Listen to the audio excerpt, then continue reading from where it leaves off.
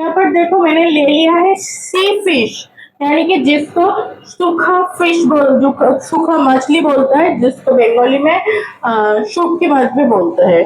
तो सूखा मछली यानी कि सी फिश ले लिया है। ये है जो मरुलर जो फिश होता है उस फिश का सूखा हुआ फिश है। ये पैकेट में मिलता है। ये फिश आप लोग मार्केट में आप लोगों को मिल जाएगा। अगर मार्केट में नहीं मिला तो फिर ऑनलाइन कहीं पर भी आप लोग फ्लिपकार्ट में ऑनलाइन मतलब अवेलेबल है, आपको मिल जाएगा।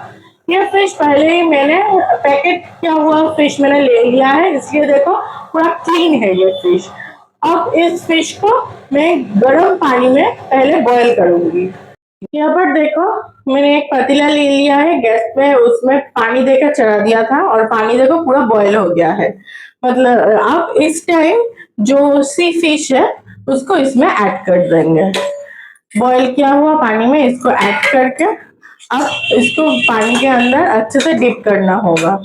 अच्छे से डुबा दो, डुबा कर इसको गैस को हाई फ्लेम में रख कर ही इसको बॉईल करो। अच्छे से बॉईल करना होगा। 5 मिनट्स ऐसे ही छोड़ दो। यहाँ पर देखो पोटैटो को ऐसे जैसे पोटैटो का फ्राई होता है वैसे ही पहले छिलका उतार के लंबा लंबा छोटे बारीकी से हम लोग काट लिया है पोटैटो को। कढ़ाई में देखो दे दिया है मस्टर्ड ऑयल। यहाँ पर हम लोगों ने 4 टीस्पून मस्टर्ड ऑयल दिया है।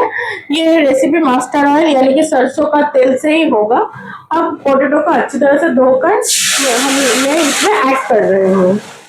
पोटैटो को अच्छी तरह से फ्राई करना होगा। जैसे पोटैटो फ्राई होता है यानी कि आलू का भुजिया, आलू भाजा जिसको बोलते हैं, वो जैसे फ्राई होता है ब्राउन कलर होने तक इसको वैसे ही फ्राई करना पड़ेगा।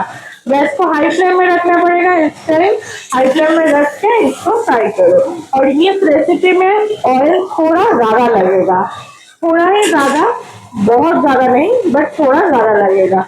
क्योंकि ये रेसिपी एकदम कम ऑयल से करोगे तो फिर अच्छा नहीं लगेगा खाने में। अब देखो पोटैटो को फ्राई कर लिया है। देखो ऐसे हल्का ब्राउन कलर होने तक पोटैटो को फ्राई करना पड़ेगा। फिर पोटैटो को कढ़ाई से मैंने उठा लिया है।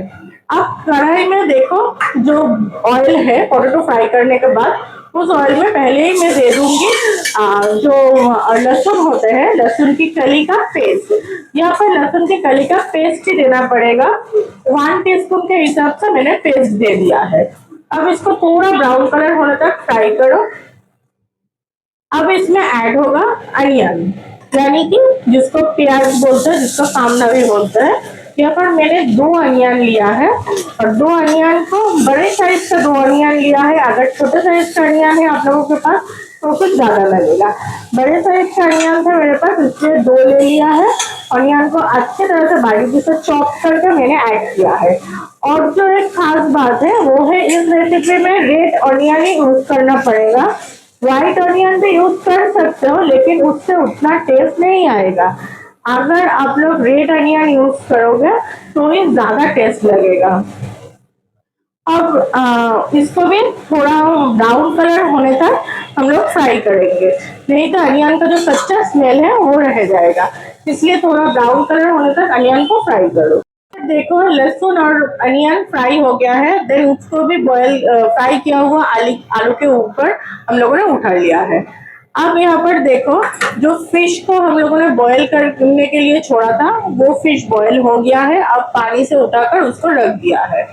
अब कढ़ाई में देखो जो तेल बचा है उस तेल में ही हम लोग ये जो फिश है बॉयल किया हुआ ये फिश को फ्राई कर लेंगे। ये फिश को अच्छी तरह से फ्राई करना होगा।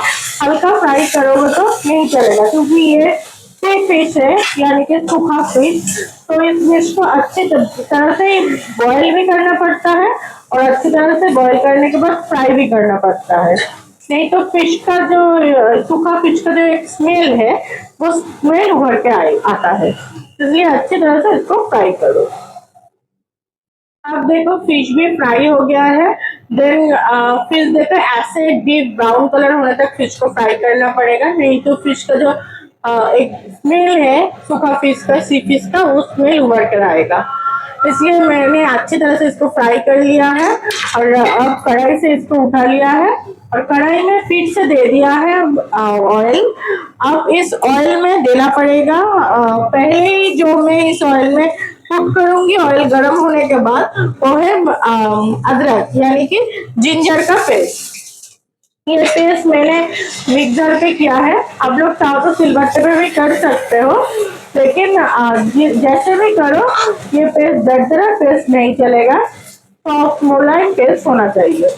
अब मैं इसमें ऐड कर रही हूँ सॉल्ट यानी कि नमक।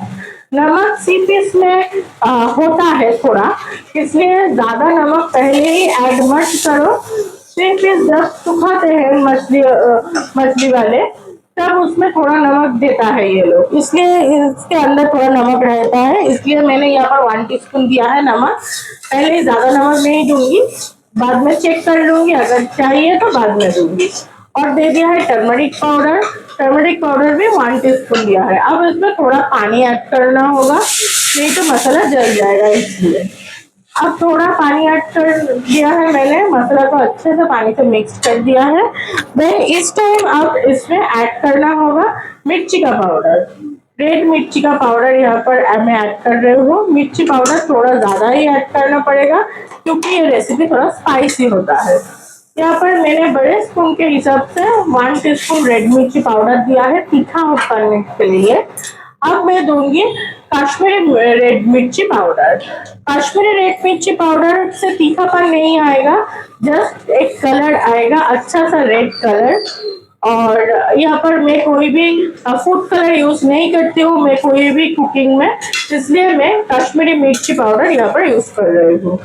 कश्मीरी मिर्ची पाउडर में मैंने 1 टीस्पून दिया है। अब मेरा मसाला पूरा रेडी है।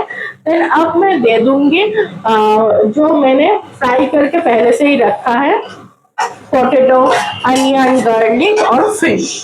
इसको मैंने पहले ही फ्राई करके कटोरी में रख दिया था, वो इसमें ऐड कर दूंगी। ऐड करके अच्छे से मसाला के साथ इसको मिक्स करना होगा। इस time gas always medium flame में रहेगा। हाई फ्लेम में रहोगे तो फिर मसाला जल जाएगा, और लो फ्लेम करोगे तो भी अच्छा नहीं होगा, इसलिए इस टाइम मीडियम फ्लेम में रख के इसको पकाना चाहिए। तो ऐसे ही इसको धीमी आंच मीडियम फ्लेम में बार बार पलटाते रहो, और ऐसे 5 मिनट्स करते रहना होगा। देखो 5 मिनट्स हो गया है। अब मैं इसमें दे दूंगी पानी। यहाँ पर मैंने 2 कप पानी यूज किया है।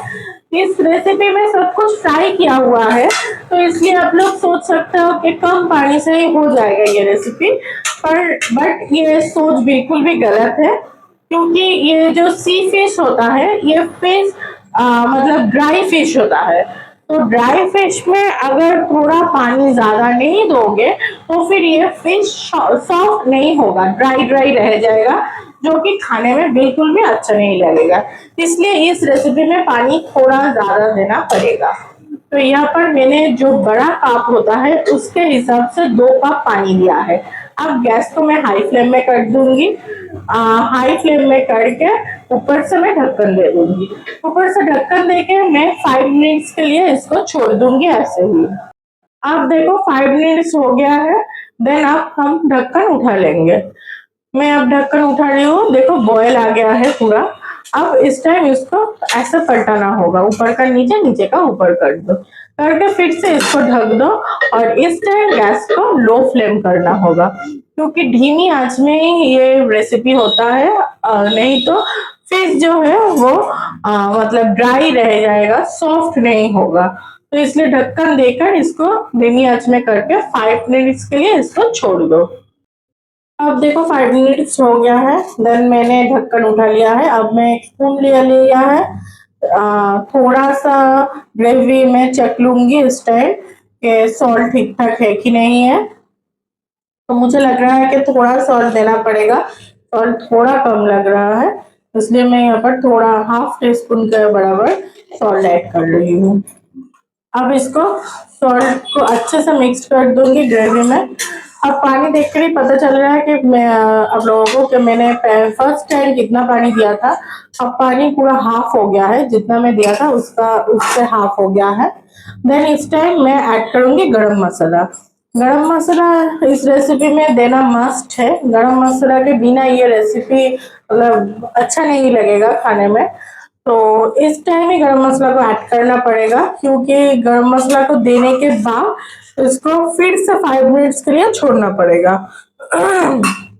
यहाँ पर मैंने 1 टीस्पून गरम मसाला दिया है और गरम मसाला को फिर मैंने मिक्स कर दिया है ग्रेवी में। अब मैं इसको 5 मिनट्स के लिए गैस को हाई फ्लेम में रख के इसको ऐसे ही छोड़ दूंगी। अब देखो 5 मिनट्स हो गया है। देन अब मैंने उसको कढ़ाई से उतार लिया है। ये ऐसा ही मतलब ड्राई ड्राई रहेगा, थोड़ा मतलब ग्रेवी इसमें रहेगा, ज्यादा ड्राई नहीं होगा, मतलब मस्टर्ड रहेगा लेकिन ग्रेवी नहीं रहेगा, पतला ग्रेवी जो है वो नहीं रहेगा। तो ये रेसिपी आप लोग ऐसे ही बनाओ, बना के देखो, ट्रस्ट में बहुत अच्छा लगता है ये रेसिपी खाने में। ये रेसिपी सबसे अच्छा लगता है नॉर्मल स्टीम राइस यानी कि सादा भात के साथ। और आप लोग जो प्लेन रोटी होता है, किसी किसका भी हो, गेहूं का, मक्के का या बाजरा का, ज्वार का, जिसका भी, प्लेन रोटी के साथ भी ये रेसिपी खा सकते हो। ये ट्रस्ट मी रेसिपी खाने में बहुत ही अच्छा लगता है। आप लोग, आई होप आप लोगों को भी अच्छा लगेगा। आप लोग बना के खा के देखो। अगर मेरा ये रेसिपी आप लोगों को अच्छा लगे तो प्लीज मेरे चैनल को सब्सक्राइब कीजिए, लाइक कीजिए, शेयर कीजिए और बेल आइकन को प्रेस कीजिए। Thank you for watching.